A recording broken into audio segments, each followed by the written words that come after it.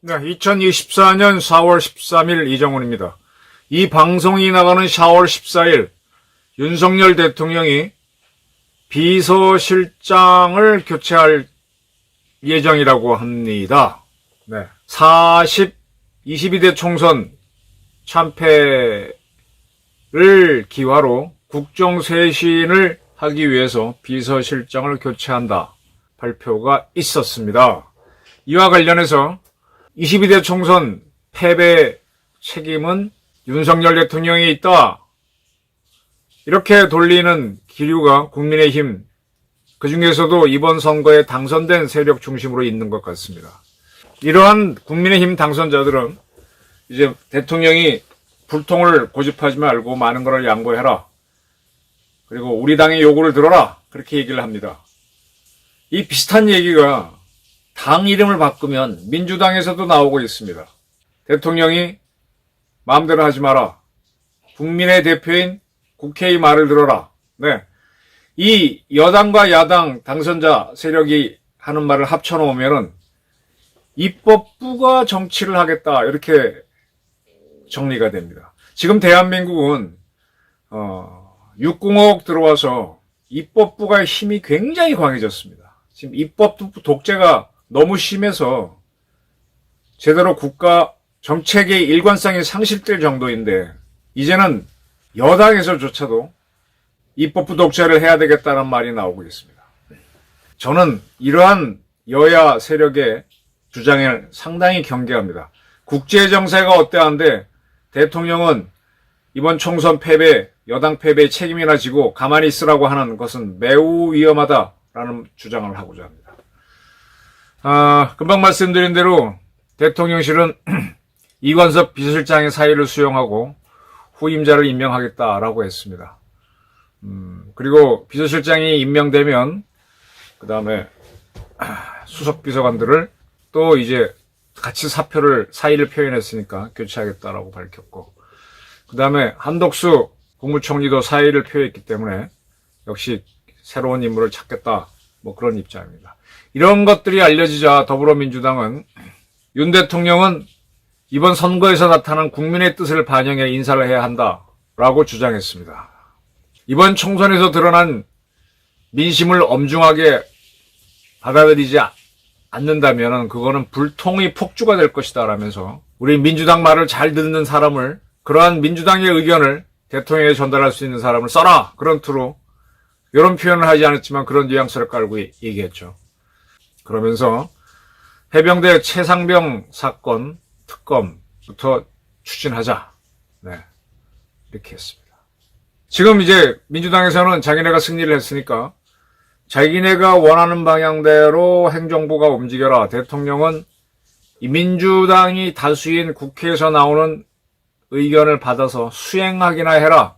원래 공화정이 만들어질 때 그때는 부르주아지죠. 부르주아지들이 대표자를 뽑아서 의회를 만들었고 그 의회에서 다시 뽑힌 사람들이 의회 다수당의 리더들이 소수의 리더가 행정부를 이끄는 게 공화정이니까 행정부는 이 국민의 대표인 국회의 의견을 반영해서 가는 게 맞다. 뭐 그런 투로 이제 지금 이게 만약 우리나라 의원내각 제국가였으면 이번 총선을 계기로 민주당은 국회를 장악하고 그 다음에 행정부도 완전히 장악해서 정치를 이끌 수 있게 됐죠. 근데 그렇게 되게 되면은 입법부 독재가 너무 심하기 때문에 미국이 독립을 하면서 그러한 유럽식 의원내각제 또는 입헌 군주제를 따라가지 않았죠. 이러한 것은 원래 공화정의 뿌리인 로마 때도 이 원로원의 독재가 예상됐기 때문에 집정관이라고 하는 사람이 그에 맞설 수 있도록 허용을 했었죠. 집정관이 미국식 대통령제에서는 대통령입니다. 지금 대한민국은 다행히 미국식 대통령제를 근간으로 하면서 의원내각제 요소를 반영했기 때문에 입법부 독재를 견제할 수 있는 나라가 됐는데 이번 총선에서 민주당이 국회의 거의 3분의 1을 차지하는 압승을 하니까 의원 내각제나 입헌 군주정을 하는 유럽 국가들처럼 의회에서 결정한 거를 대통령 이하 행정부는 받아라! 이렇게 선거에 졌으니까 받아라! 이렇게 나오고 있습니다. 자, 그러면 윤석열 대통령과 같이 갈 수 있는 국민의힘에서는 어떤가? 현재는 한동훈 비상대책위원장이 사의를 표했습니다. 한동훈 위원장은 결과에 대해 충분히 실망합시다. 내가 부족했다. 무엇을 고쳐야 할지 알아내 고치고 그래도 힘내자. 우리가 국민의 사랑을 더 받을 길을 찾게 되길 희망한다. 라고 하면서 짧게 인사를 하고 떠났습니다.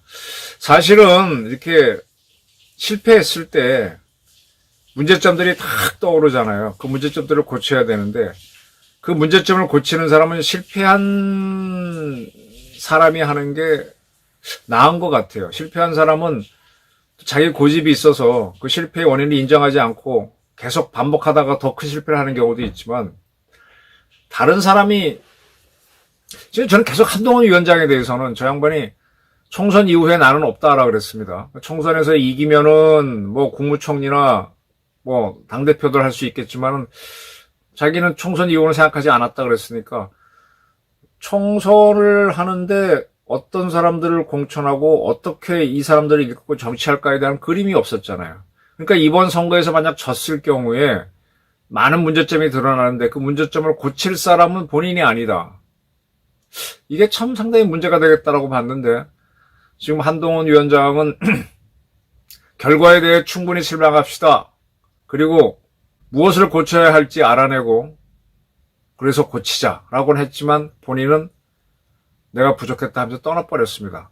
그가 떠나고 난 다음에 이 국힘당에서 자기네의 문제점을 스스로 고쳐낼지 저는 그게 상당히 의문입니다. 자, 이 의문은 이미 현실화되고 있어요. 지금 국힘당 당선자들은 윤석열 대통령을 향해서 국정기조 변화를 바꿔라라는 요구를 하고 있습니다.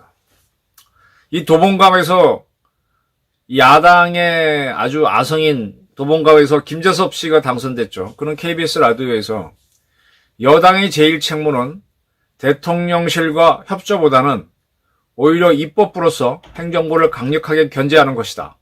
우리 여당은 너무 정부와 대통령실의 종속적인 모습을 많이 보여왔다라고 하면서 대통령실이 입법부의 의견을 드렸으면 좋겠다라는 의견을 밝혔고 서병수 현역 의원은 부산에서 지금 낙선했죠. 그도 우리 국민의힘이겠지. 우리는 대통령실 뒤치다거리에만 골몰했다. 그러니 국민의힘부터 바로 서야 된다라고 했습니다. 이 서병수 씨는요. 부산에서 출마를 해서 윤석열 대통령을 상당히 비난했던 그러한 후보였죠. 부산에서 유일하게 낙선한 사람이 서병수 후보인데 그는 거의 부산 후보자 중에서 유일하게 윤 대통령을 비난했던 사람입니다. PK 지역이니까 웬만하면 당선될 텐데 유일하게 실패를 했거든요. 근데 그런 그가 이 낙선 후에도 같은 입장을 보였습니다. 하여간 지금 국민의힘에서는 당선자를 중심으로 대통령실이나 정부에서는 당의 요구를 많이 받아줘야 된다 이런 요구가 나오고 있습니다. 그러지 않으면 계속 진다로 받아주지 않았기 때문에 이번 선거에서 국힘당이 졌다 그렇게 하는 것 같아요. 제가 정리를 좀 하겠습니다. 여당은 물론이고 야당을 중심으로 한 국회의 의견을 그대로 받아주면 그거는 저는 입법 독재가 된다고 봅니다. 지금 육공화국은 입법 독재가 너무 심해요. 우리처럼 외교안보 변수가 많고 분단 국가에서는 이렇게 가다 보면은 포퓰리즘에 의해서 나라가 위기에 처할 수 있습니다. 누군가 강력한 사람이 우리는 좀 필요한 사회입니다. 정치에서는 국민이 주권자라고 하지만 사실 그건 막연한 거고, 이 국민들이, 그리고 지금 우리가 각 당에서 공천하는 거, 특히 민주당 공천을 하는 걸 보게 되면, 비례대표를 이용해서 이 종북주의자 또는 범죄 유죄 판결을 받은 자들을 떼고 국회로 집어넣고 있잖아요. 그런 자들이 그 국회에 들어와서 국회를 민의와 다르게 왜곡시키고 있습니다. 어떻게 보면은 전문가 집단이어야 되는 비례대표제에 운동권 세력들이 잔뜩 들어가서 그쪽으로 끌고 가는 거죠. 이렇게 되면은 우리가 공화정을 하는 고유의 뜻을 상실하게 됩니다. 그리고 이 다수의 사람들이 위기에 처했을 때 합리적인 판단을 하는 것은요, 위기 때 굴복하자일 수가 있습니다.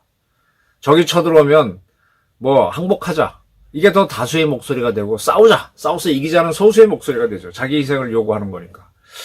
그래서 상당히 이게 문제이기 때문에 미국은 독립을 하면서 대통령제, 전형적인 로마식 공화정을 택해서 대통령과 입법부가 대립할 수 있는 구도를 만들었거든요. 근데 이거를 깨자는 게, 민주당에서는 자기네가 다수당이 됐으니 당연히 나오고, 근데 여당인 국민의힘에서도 마구마구 나온다는 얘기입니다.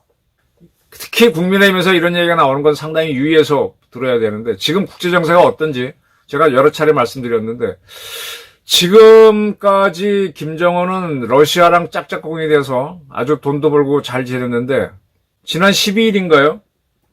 중국 전인대 의장이 북한을 방문해서 김정은을 만났습니다. 전국인민대표회의 상무위원장인데, 자오러지입니다. 조낙제, 우리 발음은 조낙제인데, 쉽게 말하면 중국 국회의장이죠. 그가 11일 날 와서 북한의 현재 최고인민회의 상임위원장, 북한의 국회의장인 최영해입니다. 최영해를 만나서 양국 간 교류를 강화하자. 코로나를 핑계로 중국하고 북한이 거의 고려를 안 했습니다. 그리고 코로나가 끝나자 북한은 러시아에 짝 달라붙어갖고 무기를 보내면서 아주 경제를 살리면서 짝짝꿍이 되고 있죠. 중국하고는 거리를 뒀었는데, 그러한 중국하고도 지금 관계를 복구해 하는 겁니다. 시작은 양쪽 국회의장 회담을 하는 겁니다. 이유는 뭐냐? 올해가 북한과 중국이 수교한 75주년이라는 겁니다. 1949년에 북한하고 중국이 수교를 했네요. 그걸 기려서 이제 국회회장 회담이 있었는데, 그 자오러지는 13일 이제 김정은을 만났고, 거기에서 양쪽은 발표하지 않았지만은 시진핑과 김정은의 만남을 얘기한 건 아니냐, 그런 전망들이 나오고 있습니다. 북한의 조선중앙통신 홈페이지 화면에 들어가면은 거기에 배너가 하나 깔렸습니다. 조중친선의 해 2024. 예. 그런 배너를 탁 건들면은 북한과 중국 관련 기사가 주르륵 뜹니다. 이제 북한의 관영 언론이 중국과의 관계 개선에 적극적으로 나섰다는 거죠. 이러한 조선중앙통신은 역사적 전환기를 맞이한 조로 친선관계라는 배너도 깔고 있는데, 이 배너를 탁 치면은 북한과 러시아 관련 기사가 뜹니다. 북한은 러시아, 중국 관계의 관계를 개선해서 더 강화해서 아주 좋은 시절로 달려가고 있습니다. 이렇게 중국과 러시아 관계가 좋아지면 그 다음에 그들이 하는 건 무엇일까요? 대남 도발일 수도 있습니다. 아주 교묘한 도발일 겁니다. 그리고 지금 이란이 순항미사일을 이용해서 이스라엘을 때릴 조짐을 보이고 있습니다. 미국은 이란이 무조건 이스라엘을 공격한다, 이스라엘도 거기에 대한 대비를 하고 있고요. 그렇게 보고 있습니다. 그리고 이란이 호르무즈 해협을 통과하던 이스라엘과 관련된 선박 하나 지금 납포해서 긴장이 굉장히 올라갑니다. 이란하고 이스라엘이 충돌을 한다면 국제정치는 가자 지구에서 하마스 전쟁과 별도로 더 큰 싸움이 벌어집니다. 러시아 우크라이나 전쟁과 버금가는 한해 갈등이 벌어질 수 있습니다. 이렇게 전쟁이 벌어지게 되면 한반도에 어떤 위기가 닥칠지, 그때 과연 민주당 의원이 다수인 국회, 그리고 국힘당 의원이 일부 참여한 국회가 제대로 된 의견을 낼 수 있을까요? 저는 그래서 입법부가 정치를 주도하는 걸 반대합니다. 국정원과 외교부가, 통일부, 국방부를 움직일 수 있는 대통령이 역시 국정의 주도권을 잡는 게 옳다라고 봅니다. 이번 총선에서 여당이 졌다고 입법부가 나서서, 민주당과 국힘당의 당선자들이 나와서 내가 정치를 할 테니까 윤석열을 비롯한 행정부는 내 말이나 들어라 라는 거는 대단한 오만이라는 얘기입니다. 그렇게 가면 갈수록 점점 더 위기는 커집니다. 그리고 이번 선거에서 국힘당이 진 거를 윤석열 대통령 책임으로 넘긴다? 그래서 의과대학 정원 늘리는 거 등등 거론하는데 천만의 말씀. 그것 때문에 지진 않았습니다. 그게 시끄러운 주주였을 뿐이지, 제가 보기에는 지금 계속된 불황, 그리고 경제 불황, 그리고 물가 상승이죠. 이것 때문에 서민들이 이 정권 잘한 게 뭐가 있어 하면서 민주당을 찍어줬기 때문에, 민주당이 이뻐서 준 거 아니에요. 잡범이 드글드글 잡범이 이끌한 걸 다 알면서도 워낙 경제가 안 좋으니까 잘한 거 없어 하고 민주당을 찍어준 것 뿐이거든. 이걸 가지고 국민을 대표했다고 나서면 큰 오산입니다. 그리고 국가적 위기는 점점 다가오니까 대통령은 뭐 이번에 인적 쇄신을 하더라도 뭐 국회에 굴복하기 위해서, 국회의 말을 듣기 위해서 그런 쇄신을 한다. 그런 쪽으로 가서도 되지 않습니다. 오히려 이번 선거를 통해서 부정한 방법으로 당선된 사람이 있는지 더 철저하게 조사하고 수사하는 그런 지도자가 되어야 될 겁니다. 강력한 지도자가 필요한 시점이지 입법부의 말이나 듣는 나긋나긋한 대통령이 되는 것은 상당히 옳지 않다. 대통령이 비서실장을 교체하는 것을 그런 계기로 삼고자 하는 민주당과 그리고 국힘당 당선자들은 상당히 오만한 주장이다. 저는 이렇게 봅니다. 들어주셔서 감사합니다.